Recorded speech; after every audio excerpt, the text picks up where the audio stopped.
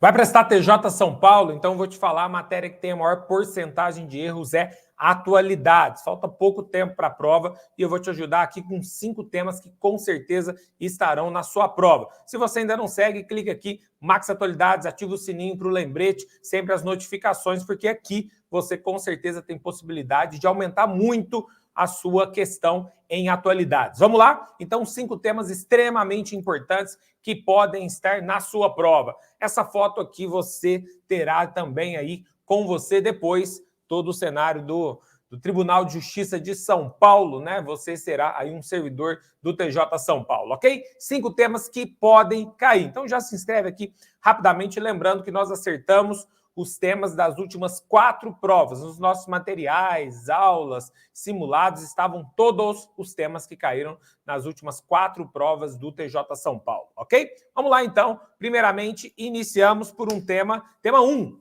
né? Tema nacional, mas que está relacionado também às questões internacionais. As razões de Moraes para decretar bloqueio do X no Brasil, após embates com Elon Musk. Esse cenário entre julho e agosto. Importante lembrar também da questão do tempo. No padrão, sempre o TJ São Paulo, a VUNESP, gosta de pegar questões, não é que ela gosta de pegar, ela pega questões de 3 meses antes da data da prova. Nós estamos numa reaplicação agora, TJ Capital, e nesse cenário é importante que você entenda, a prova é no fim de novembro, então o processo claro dela, possivelmente, o momento de pegar questões é do fim de agosto. Tá? Não quer dizer que só fim de agosto que vai ter a notícia. A notícia pode ser de antes, de julho, de junho. O edital fala a partir do primeiro semestre, é muito difícil que seja lá dos primeiros meses. Na prova do dia 8 de setembro, unificado, a gente teve aí a data das notícias do 30 de maio e 1º de junho, ou seja, exatamente 3 meses antes da aplicação da última prova. Então, pensando nesse cenário, agosto é um mês crucial. Julho, agosto, muita chance, mas como é no fim de novembro, a gente tem aí também até o meio de setembro como uma possibilidade. Mas lembrando, a notícia de atualidades não é simplesmente um recorte, não é uma fotografia, é um filme, é uma estrutura contínua. Então pode ser um desdobramento de uma notícia de antes. Por exemplo, essa notícia ela é de agosto. As razões de Alexandre de Moraes, do Supremo Tribunal Federal, para decretar o bloqueio do X no Brasil, a rede antigo Twitter, aí de Elon Musk, né, que não cumpriu as ordens judiciais do Brasil em relação à representação, em relação à retirada de perfis que foram bloqueados de outras redes, perfis que foram solicitados pelo Supremo Tribunal Federal, como principalmente relacionados aos atos golpistas de 8 de janeiro de 2023, também relacionado aí a crimes contra a fé pública, crimes de pedofilia, então diversos 180 perfis que não foram retirados da rede, pelo contrário, que Elon Musk tirou do Brasil foi, na verdade, aí a representação legal do Twitter no Brasil, não podendo aí receber, né, a intimação desse processo relacionado ao pedido de retirada desses perfis. E aí, né, Alexandre de Moraes vai, e com todo o aparato do Supremo, não simplesmente o Alexandre de Moraes, não é personalizando o processo, mas há uma reunião no próprio Supremo, na Assembleia do Supremo,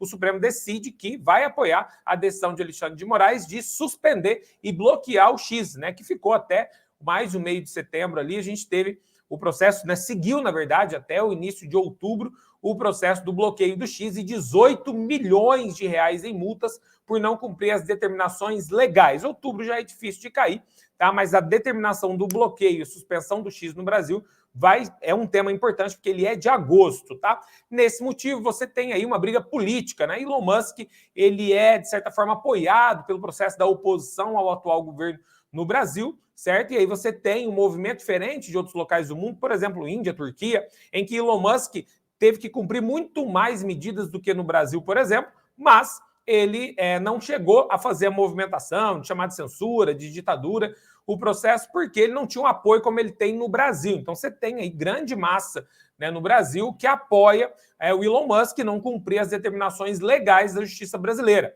Mas esse é um cenário gigantesco da discussão, inclusive, por exemplo, em relação às bets que nós temos agora. Muitas dessas bets são irregulares, não têm representação no Brasil. Então, como que o marco judicial vai travar essas questões relacionadas às estruturas online? Então, a regulação das mídias sociais, das redes sociais, já foi tema de discussão no Brasil, na PL das fake news, e aí você tem o mundo discutindo esse processo. Depois dessa ação do Brasil aqui, Elon Musk também teve algo muito parecido na Austrália, relacionado ao pedido de respeitar a legislação local. Mas muitas vezes, muita gente diz que o Supremo, que as estruturas judiciais não podem intervir sobre essas grandes redes. E aí fica, né, o Estado tem poder ou não de fazer nesse sentido, se todas as outras redes fazem, tá? Então, o processo principal da retirada, né, do Twitter no Brasil é a falta de representação legal no país, a falta de cumprimento de suspensão e bloqueio de perfis que são considerados pelo Supremo antidemocráticos, perfis relacionados a crimes, a fake news, relacionados a processos de pedofilia e também de desinformação, ok? Eles não foram retirados aí, fazendo um paralelo. O diretor, o CEO do Telegram, né, outra rede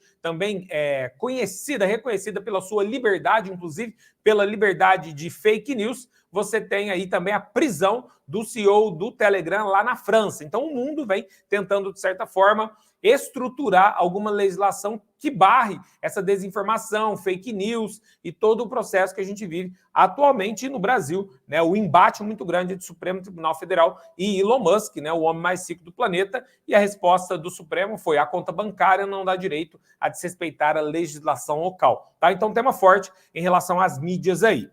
Tema 2, tá? Eleição da Venezuela em julho, tá? Dentro do nosso curso de atualidades, você tem todo o processo que aconteceu, por que aconteceu, questão do Acordo de Barbados, temas centrais aí para a eleição, né? Eleição de Nicolás Maduro, claramente uma eleição fraudada. Você tem essa confirmação pela ONU, pelo Instituto Carter, tá? Que não foi uma eleição colocada dentro dos moldes internacionais. O Brasil ficou na tentativa de mediação, mas isso nos trouxe alguns problemas nesse cenário. Alguns países, como Estados Unidos, que já era esperado, Estados Unidos, Argentina, Chile, são países que reconheceram aí a eleição, na verdade, do opositor, né? Que quem ganhou o pleito foi Edmundo González, que nesse momento está exilado na Espanha pela perseguição de Nicolás Maduro contra ele. Nicolás Maduro, com um Supremo totalmente alinhado a ele, um aparelhamento do Estado aí, de uma comissão eleitoral que o declarou vencedor, né? E ele tenta, de certa forma, ele antecipou o Natal, quis fazer coisas ali, perseguiu seus opositores para, mais uma vez, se manter no poder de um país que tem os embargos econômicos dos Estados Unidos aí, que vive uma grande crise humanitária. A posição do Brasil é uma posição de tentar mediar junto com a Colômbia e com o México, entretanto, cada vez vai ficando um pouco mais difícil, né, que o Brasil mantenha essa posição e, de certa forma, o Brasil vai tentando se afastar desse cenário, mas está envolvido até o pescoço, porque foi o fiador e mediador definido lá no Acordo de Barbados, em setembro de 2023, como o país que seria o responsável pela fiscalização do processo eleitoral livre na Venezuela, que claramente não aconteceu desde as perseguições a Maria Corina, principal opositora do Maduro, e quem ficou no lugar dela foi o Edmundo González, ok? Bom, nesse cenário, como é que Maduro se mantém, sendo que boa parte dos países do mundo, maioria dos países do mundo, não aceita que Maduro é o vencedor do processo eleitoral na Venezuela, porque eles têm aí a força da Rússia e da China. A Rússia com poderio militar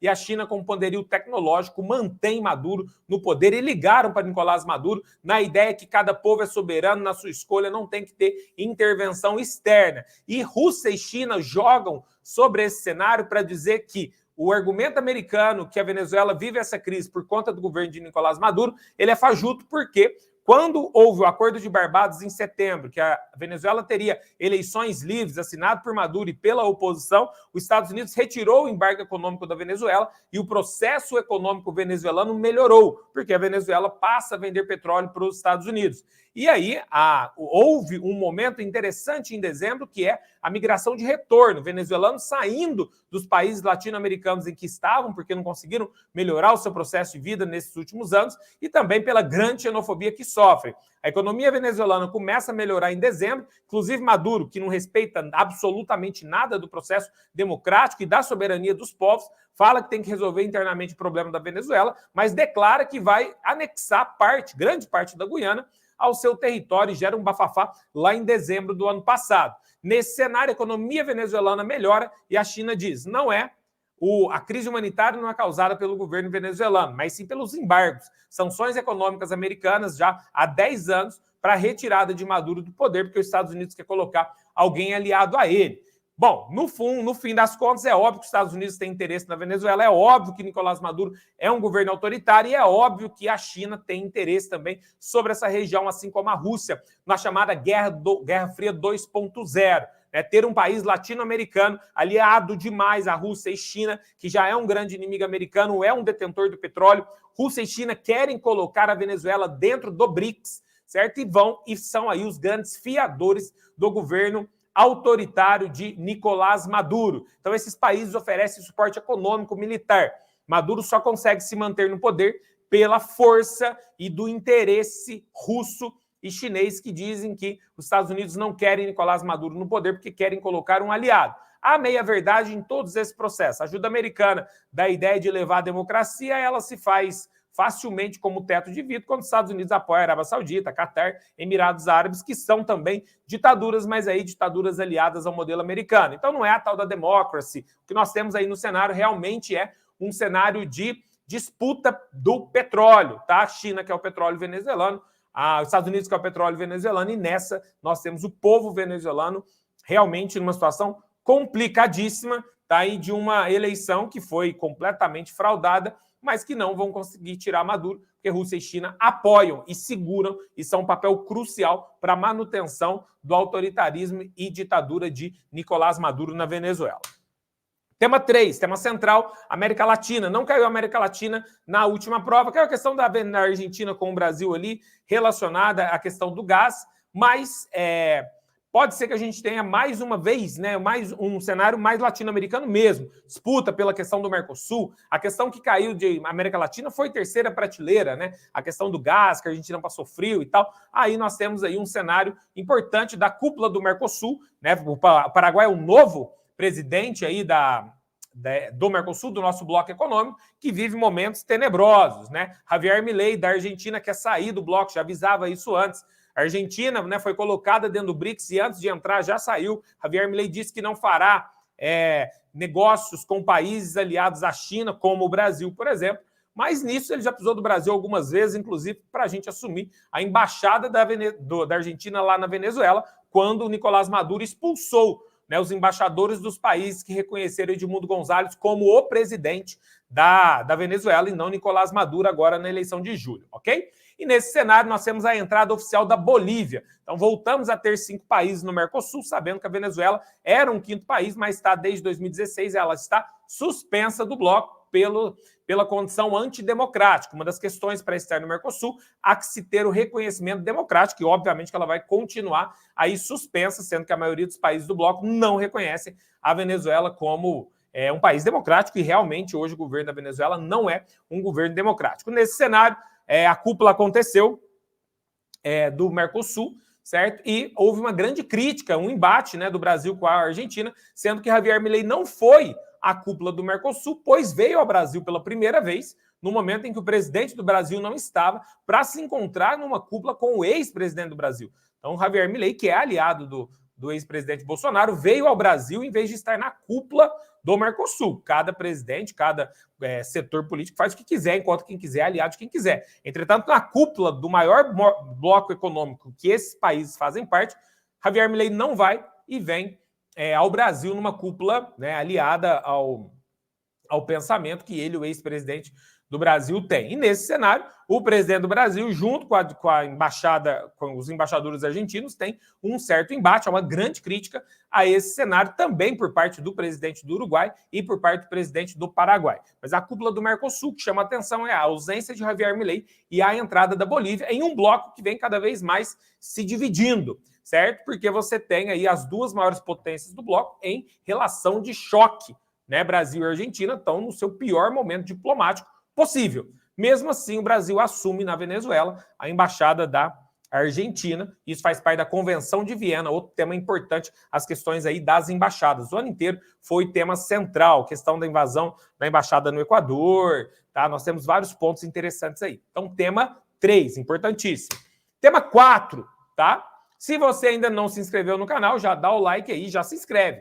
certo? Já se inscreve, estamos te dando aí 5 temas extremamente importantes que podem estar, e com certeza, tá? Desses temas você vai ter facilidades de entender demais temas relacionados a eles. Tema da globalização. Último ano, últimos 12 meses são os mais quentes da história, tá? Notícia aí do final de julho desse ano, batemos 1,5 grau, que era o período considerado limite, 1,5 grau acima do que era no período pré-industrial, tá? Esse cenário nos chama a atenção aí. Nós tivemos desastres no Rio Grande do Sul, aumento do nível do Pacífico, né? As grandes queimadas, tivemos aí a morte de mais de 1.200 peregrinos na Arábia Saudita, e o momento é de fervura global, ebulição global, aquecimento global. Não é que ele vai acontecer, ele já aconteceu e nós estamos na fervura global. Tema central, os motivos para isso, além das questões causadas pelo homem, a questão do processo relacionado à emissão de carbono, os combustíveis fósseis, nós temos, aliados a isso, o fenômeno do El Niño, certo? Que é o aquecimento anormal das águas do Pacífico, que traz também diversas questões climáticas no mundo. A gente já vive, né, períodos de estiagem absurda, quando chove são períodos de grandes desastres. Então, o cenário nos mostra que a gente caminha realmente para uma catarse do processo climático. Questão 5, Oriente Médio, né? O processo de Israel contra hoje 7 frentes. A ideia de Israel, né, que dizia há um ano atrás, 1 ano do conflito, né, no início de outubro do ano passado, em que era um direito de defesa, isso já caiu por terra. A ONU não acredita, né, já pediu cessar-fogo várias vezes. Você tem países tentando mediar esse processo, mas, na verdade, Israel sabe que tem um apoio americano e nisso vai aumentando o conflito na Síria, na Cisjordânia, em Gaza, no Iêmen, no Irã, que é a grande potência bélica da região. Né? Israel matou o líder do Hamas no Irã em maio desse ano. O Irã devolve mísseis a Israel, Israel ataca de novo. Você tem agora o aumento para o Hezbollah. Israel matou um dos líderes do Hezbollah em agosto, certo? E depois, em setembro, Israel matou o maior líder do Hezbollah, o Nasrallah. E aí esse conflito, essa tensão explodiu na região. E Israel matou o primeiro, o segundo, o terceiro líder do Hezbollah, o terceiro líder, 1, 2, 3, né? Matou na sequência. O que substituiu o líder do Hamas, Israel já matou também.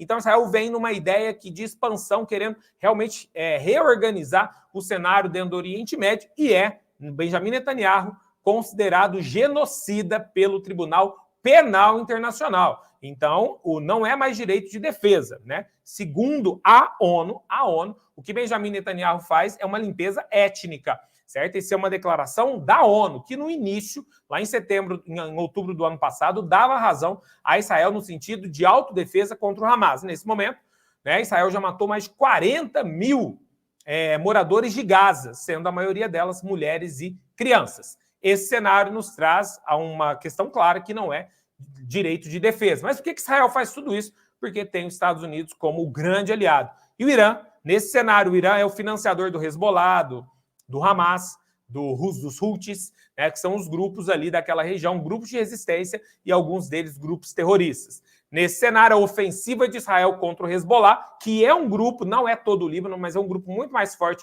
que o Hamas. O Hezbollah está no norte do Líbano ali, né, no sul do Líbano, né, tem uma divisão muito forte, mais de 100 mil homens, é aliado do Irã. O Irã é uma potência nuclear, então isso nos traz a um risco real da chamada guerra total no Oriente Médio. Então, maciços ataques de Israel ao Líbano, que nos traz uma grande preocupação realmente desse processo se espalhar, e Israel simplesmente não acata nenhuma decisão internacional diplomática e diz que o seu objetivo vai até o final. O objetivo de Israel, bem claro, até esse momento, não é de autodefesa, e sim de dominar os povos do Oriente Médio. Nesse cenário, você tem, do outro lado, grupos terroristas dentro desses países, tá? Que são grupos que são aliados do Irã e que também, né, vão aí, é como se fosse uma serpente de 7 cabeças. Você mata um dos líderes, surge outro, Israel vem matando um atrás do outro, e a guerra não vai parar, porque esses grupos cada vez mais também vão criando um cenário de ódio, e Israel, nesse momento, não entende que o processo de guerra não dá mais razão para um ou para outro. De mais de um ano, 40 mil mortes só em Gaza, mais a questão no Líbano, mais todo, Israel vem trazendo os Estados Unidos de vez para a guerra, porque os Estados Unidos fala que quer cessar fogo, mas vai financiando e colocando armamento pesado em Israel. Israel sozinho não dá conta do Irã nem dos grupos, né, da região, mas com apoio americano, sim. Os Estados Unidos fala de um lado que quer cessar fogo, do outro lado apoia o que Israel vem fazendo, ok? Então o cenário é realmente muito maior. Por exemplo, quando você pensa em guerra de Rússia e Ucrânia, a guerra tem um certo controle, certo? Ela não avança muito depois de mais de 2 anos de guerra. Essa guerra do que a gente começou em Gaza, hoje ela se espalhou lá para o Iêmen, certo? É uma guerra absurdamente grande. No Oriente Médio já é uma guerra sem controle, ok? Então esses são alguns dos temas que nós temos aqui, que podem cair, que tem muita chance de cair. E você, nessa reta final, você precisa ter esse material, precisa ter um simulado inédito, tá? Completo de atualidades, que é o diferencial. E dentro disso nós temos o nosso kit salvação de atualidades. É aquilo que vai ser, com certeza, o seu diferencial. Kit salvação de atualidades. Nesse kit, nós tivemos mais de 1.000 alunos na última prova que tiveram acesso a esse kit. Mais de 600 alunos conseguiram atingir 3 ou 4, certo? Sendo mais de 200 alunos que conseguiram aí atingir a nota máxima. Esse cenário nos traz muito acima. A maioria dos alunos que não tem o nosso kit acertam 1 ou 2 questões, sendo que vários, né, erram todas. E atualidades é hoje o diferencial. Todo mundo estuda matemática, estuda direito, estuda raciocínio lógico e tal, mas quando chega na hora das atualidades, a VUNESP vem pegando cada vez mais aprofundado. Então, ainda dá tempo, se você quer o kit reta final, um aulão dividido em diversas horas, em diversas aulas, né, pouquíssimas horas, 3 horas divididas aí em 6 aulas daquilo que você realmente precisa. Então, você vai ter acesso ao material, a simulada, ao nosso PDF da salvação, que é aí, né, o queridinho dos nossos alunos, tá? Eu vou deixar o link aqui para você e um cupom especial para que você gabarite atualidades no TJ São Paulo e seja um concursado, ok? Quer ter acesso a tudo isso e gabaritar atualidades? Não perde tempo, o momento é agora. Kit salvação com um preço exclusivo para você. Combinado? Vamos junto gabaritar atualidades no TJ São Paulo. Tchau!